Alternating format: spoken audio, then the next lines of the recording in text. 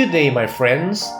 Now, PNSO has marine animals on the brain for 2021.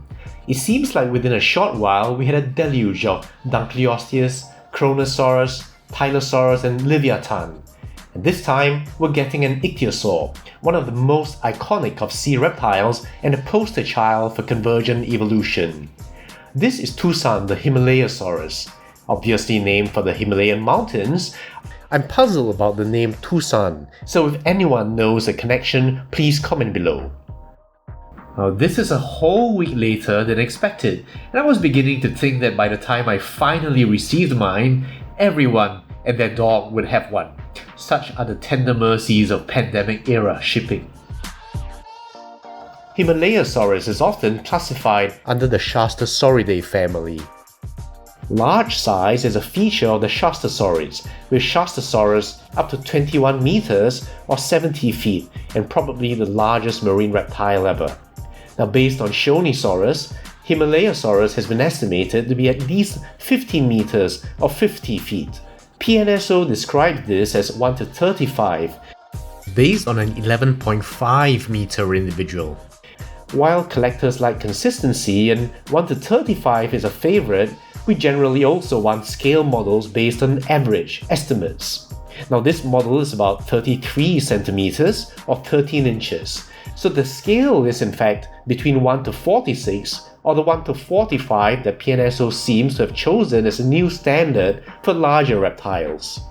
Label it whatever, I hope that for the large sea reptiles, pray I don't alter it any further, they'd stay consistent to true 1 to 45, for example if they do Shastasaurus. Himalayasaurus is actually known from very scant remains. We have a radius, a fin element, though exactly from which fin we don't know, a partial skull and vertebrae, including 2 jaw rami, though which is upper and which is lower, again that's in doubt. In fact, Lucas suggested Himalayasaurus be consigned to the Nomen Dubium rubbish bin in 1995.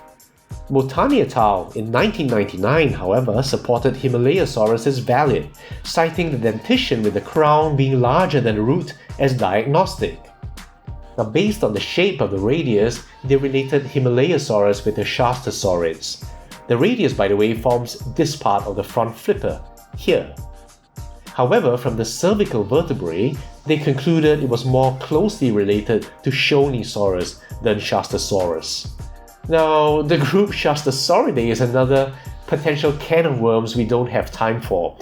But what's relevant is that it's probably reasonable to reconstruct Himalayasaurus based on Shastasaurids in general and Shonisaurus in particular.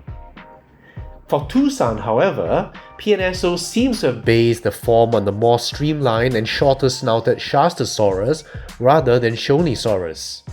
It also includes a dorsal fin more commonly associated with advanced ichthyosaurs, which is interesting since many reconstructions of Shastasaurids don't include it.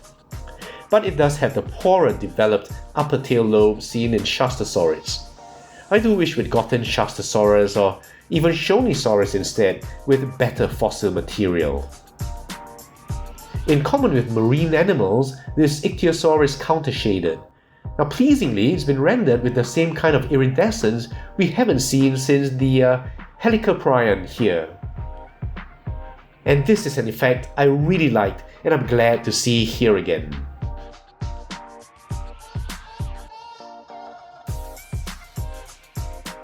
Now, for a closer once-over, you'll see here the short snout. The little teeth are clearly sculpted. However, the paint application is very faint. There is some grey applied, but it's barely noticeable. My initial reaction was surprised there wasn't more paint application. Then I thought about how little points of stark white standing out from this general colour would look a little forced at this scale. So a subtle hint of colour like this seems more appropriate.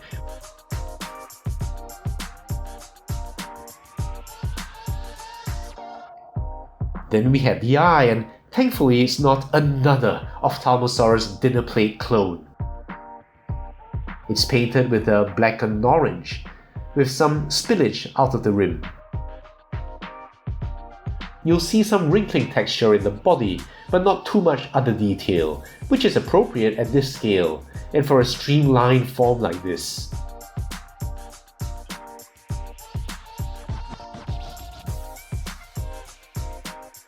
There are, however, lines of musculature, especially the tail, that's very pleasing and accentuated at certain angles by that iridescence.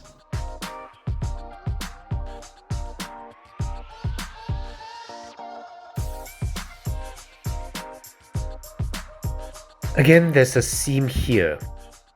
While a necessary evil for hollow figures, I wish there was some consistency throughout the joint itself. For example, you'll see this here is clearly better joined than over here, and suggests that there is a way to get better consistency throughout. Now you may want to see how the seam compares to Requena, the Leviathan,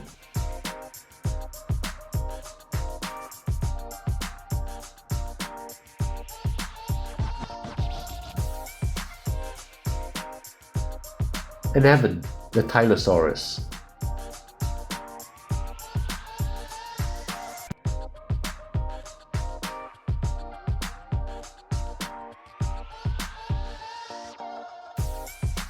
Moving down, you see the rest of the body, looking very sleek and torpedo-shaped. I like the transition between the dark and the light in the color scheme.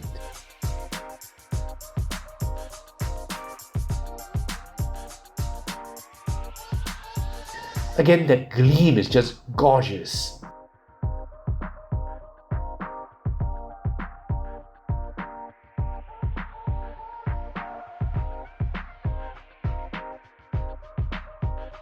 And here again we see that small dorsal fin.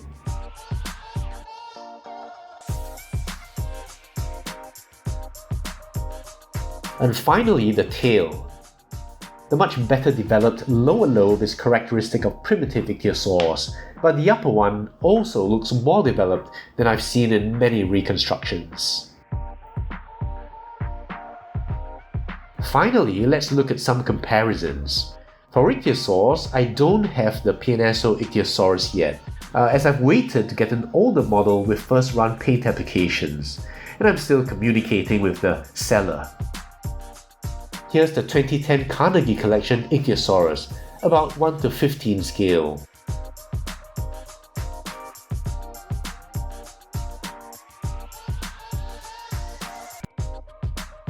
I have here the PNSO 1:30 scale Uranosaurus.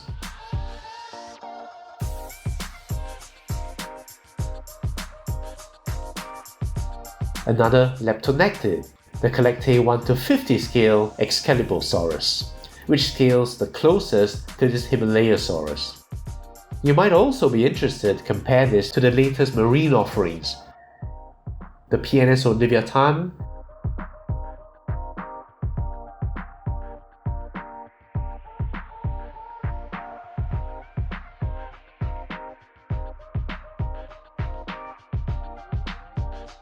and the PNSO Tylosaurus.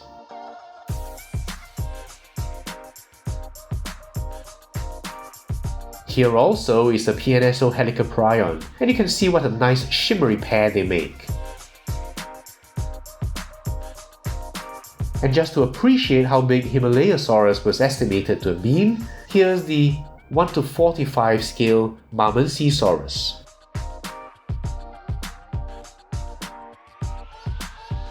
So there's the Himalayasaurus. While I wish we'd gotten a Shastasaurid with better remains, at least it's based on more than that ridiculous Mercuriceratops. PNSO has really given us some good marine animals to fill out an essential but lacking domain, especially on my shelf, with very good quality sculpts and accuracy. And for that, I'm happy. But this seam issue is one thing that's just marring what's otherwise excellent figures. I'm reminded of Voltaire's quote, "The best is the enemy of good." Because PNSO has given us a taste of near perfection in the past, so anything less appears to fall far short. And actually, looking at this shine, I'm reminded of a Chinese saying, 有瑕疵的钻石比完美的鹅卵石好. A flawed diamond is better than a perfect pebble. But the fact that PNSO has given us better seams in the past, I tend to believe that while seams are inevitable, their execution can be improved and get us closer to that perfect, flawless diamond. PNSO has been great with feedback before, so hopefully they'll look into this. Besides the inevitable plesiosauroid, I'd love a primitive ichthyosaur like Spondylus and a basal one like Tauhusaurus to show the evolution of this group. And come to think of it, I love a primitive whale like Emulocetus as well. Oh, and of course an Odobenocetops. I really am feeling very greedy here. So that's it for now. I know there are many sea reptile fans and experts out there, so let me know what you think. I'll see you soon with another review.